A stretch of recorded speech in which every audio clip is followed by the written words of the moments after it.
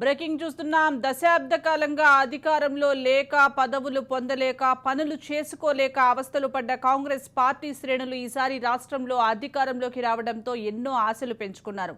రాష్ట్ర ముఖ్యమంత్రి రేవంత్ రెడ్డి కూడా అందుకు తగ్గట్లే అధికారం చేపట్టిన నెల రోజుల్లోనే నామినేటెడ్ పదవుల భర్తీపై దృష్టి సారించి 37 కార్పొరేషన్లకు చైర్మన్లను ఎంపిక చేశారు. వాస్తవానికి లోక్సభ ఎన్నికల నోటిఫికేషన్కు ముందే అధిష్టానం అనుమతితో వారి నియామకాలను అంతా సిద్ధం చేశారు. అయితే లోక్సభ ఎన్నికల షెడ్యూల్ రావడంతో కోడ్ అమల్లోకి వచ్చి ఆ నియామకాలకు సంబంధించిన ఉత్తర్వులు జారీ ఆగిపోయింది. జూలై 8న 35 కార్పొరేషన్ల చైర్మన్ల నియామకంపై జీవోను విడుదల చేస్తూ ప్రభుత్వం ఉత్తర్వులు జారీ చేసింది.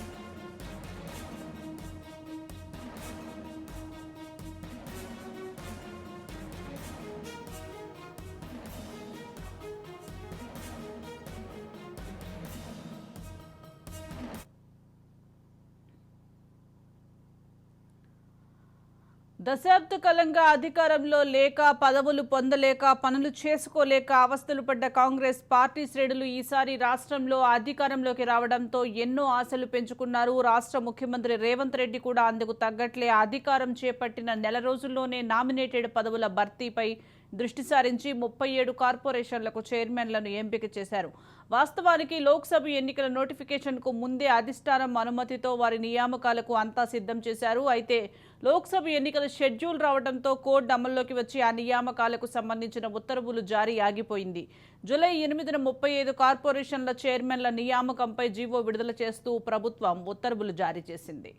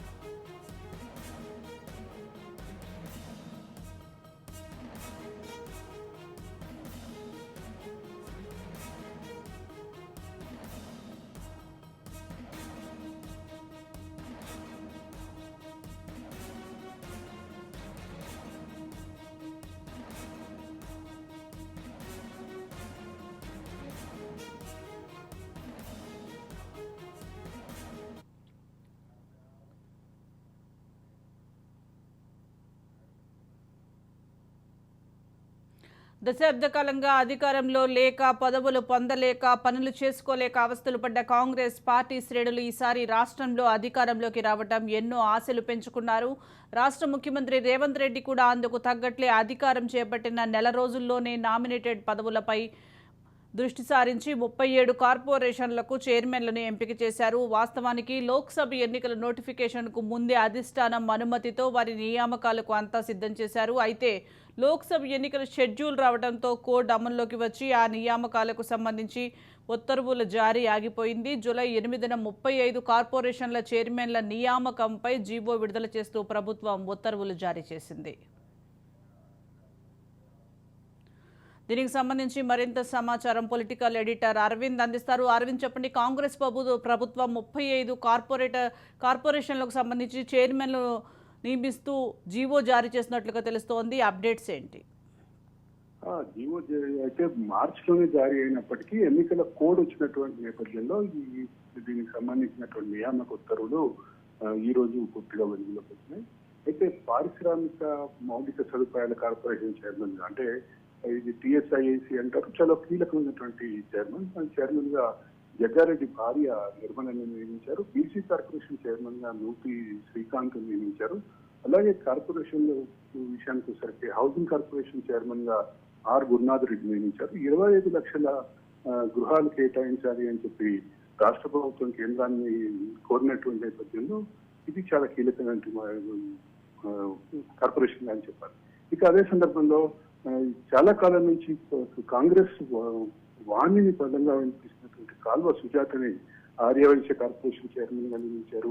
ఎండి రియాజ్ ని గ్రంథాలయ పరిషత్ కి, అలాగే ఫారెస్ట్ డెవలప్మెంట్ కార్పొరేషన్ కి మాజీ ఎమ్మెల్యే పదవి వీరైని నియమించారు. State employment promotion and training institutes ఏదైతే సెట్విన్ ఉందో సెట్విన్ కి గిరిధర్ రెడ్డి నియమించారు. మినిమం వేజెస్ అడ్వైజరీ బోర్డుకి జనక్ ప్రసాద్ నియమించారు. జనక్ ప్రసాద్ కార్మిక నాయకులు. అదే సందర్భంగా గతంలో వైఎస్ఆర్సీపీలో కూడా కొనసాగినటువంటి ఇప్పుడు అయినటువంటి జనక్ ప్రసాద్ నియమించారు. అలాగే ఇరిగేషన్ డెవలప్మెంట్ కార్పొరేషన్ చైర్మన్ గా విజయబాబు నియమించారు. Urban finance infrastructure development corporation limited chairman గా కల్లా నరసింహారెడ్డి నియమించారు. శాతవాహన అర్బన్ డెవలప్మెంట్ అథారిటీ ఏదైతే కరీంనగర్ కి సంబంధించిన అర్బన్ డెవలప్మెంట్ అథారిటీ ఉందో దాని చైర్మన్ గా నరేందర్ రెడ్డిని నియమించారు. అలాగే Kakatiya urban development authority chairman గా ఈ వెంకట్రావు.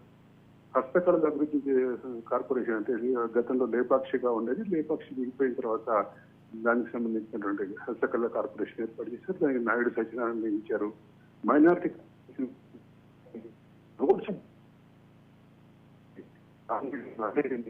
మల్లెడ్డి రామరెడ్డి, ఈయన మల్లెడ్డి రంగారెడ్డి సోదరుడు అనేటువంటి మల్లెడ్డి రామరెడ్డిని మినరల్ డెవలప్మెంట్ కార్పొరేషన్ చైర్మన్ గా Anil Aravath, trade promotion corporation chairman గా ఐటా ప్రకాష్ రెడ్డి, పారిశ్రామిక మౌలిక సదుపాయాల కార్పొరేషన్ కి నిర్మల జగ్గారెడ్డి. ఇంతకుముందే నేను చెప్పినట్లుగా ఆమెకి ఇచ్చే కీలకమైనటువంటి కార్పొరేషన్ ఇచ్చారు. బీసీ కార్పొరేషన్ చైర్మన్ గా నూతి శ్రీకాంత్, రాష్ట్ర సాంకేతిక సేవల అభివృద్ధి కార్పొరేషన్ చైర్మన్ గా మన్నె సతీష్ కుమార్. వీళ్ళంతా కూడా వివిధ వేదికలపైన కాంగ్రెస్ వాణిని బలంగా వినిపించినటువంటి పరిస్థితి వాళ్ళు. అలాగే ఎస్సీ కార్పొరేషన్ చైర్మన్ గా ఎన్ ప్రీతం ని, schedule tribe cooperative corporation finance development corporation chairman గా బెల్లయ్య నాయక్ చాలా కీలకమైనటువంటి నాయకుడు. అదే సందర్భంలో మహబూబాబాద్ పార్లమెంట్ ఎక్స్పెక్ట్ చేసినటువంటి వ్యక్తి. అలాగే గిరిజన కోఆపరేటివ్ ఫైనాన్స్ కార్పొరేషన్ చైర్మన్ గా తిరుపతిని, ఎంబీసీ చైర్మన్ గా జైపాల్ ని, టూరిజం కార్పొరేషన్ చైర్మన్ గా రేవంత్ రెడ్డికి అత్యంత ఆప్తుడైనటువంటి సూర్యాపేటకి చెందినటువంటి నాయకుడు పటేల్ రమేష్ రెడ్డిని, women's cooperative development corporation chairman గా బంటు శోభారాణిని. వీళ్ళు కూడా గతంలో కాంగ్రెస్ కి సంబంధించినటువంటి కీలకమైనటువంటి అంటే వివిధ టీవీ ఛానల్ డిబేట్స్ లో కానీ వివిధ చోట్ల చాలా కీలకమైనటువంటి పాత్ర పోషించినటువంటి బంటు శోభారాణిని, ఫుడ్ కార్పొరేషన్ చైర్మన్ గా ఎంఏ ఫహీన్ ని, అలాగే సంగీత నాట్య అకాడమీ చైర్మన్ గా అలేఖ్య పుంజల స్వతహాగా కూడా ఆమె చాలా అంటే మంచి నాట్యకారిణి. అలాగే మాజీ మంత్రి శివశంకర్ కి ఆమె కోడలు కూడా. అలాగే Telangana state sports authority chairman, Telangana staff chairman గా కె శివసేనారెడ్డిని, వికలాంగుల కోఆపరేటివ్ డెవలప్మెంట్ కార్పొరేషన్ చైర్మన్ గా వీరాయని, విత్తనాభివృద్ధి సంస్థకి అన్వేష్ రెడ్డిని, వ్యవసాయ పరిశ్రమల ఆధారిత కార్పొరేషన్ ఏదైతే అంటే వ్యవసాయ పరిశ్రమల ఆధారిత అంటే అగ్రో బేస్డ్ ఇండస్ట్రీస్ అంటారు, agro based industries corporation chairman గా కాసుల బాలరాజుని, కోఆపరేటివ్ యూనియన్ చైర్మన్ గా మానాల మోహన్ రెడ్డిని, ముదిరాజ్ కోఆపరేటివ్ సొసైటీ చైర్మన్ గా జ్ఞానేశ్వర ముదిరాజుని, రాష్ట్ర సహకార ఆయిల్ సీడ్స్ అంటే ఆయిల్ ఫెడ్ అంటారు, ఆయిల్ ఫెడ్ కార్పొరేషన్ చైర్మన్ గా గంగా రాఘవరెడ్డిని, state warehousing corporation chairman గా రాయల్ నాగేశ్వరరావు విషయానికి వస్తే ఆయన పొంగులేటి శ్రీనివాసరెడ్డి కోసం తన సీటును వదిలిపెట్టినటువంటి రాయల్ నాగేశ్వరరావుకి. అలాగే రాష్ట్ర మత్స్యకార సహకార చైర్మన్ గా మెట్టు సాయి కుమార్ ని నియమించారు.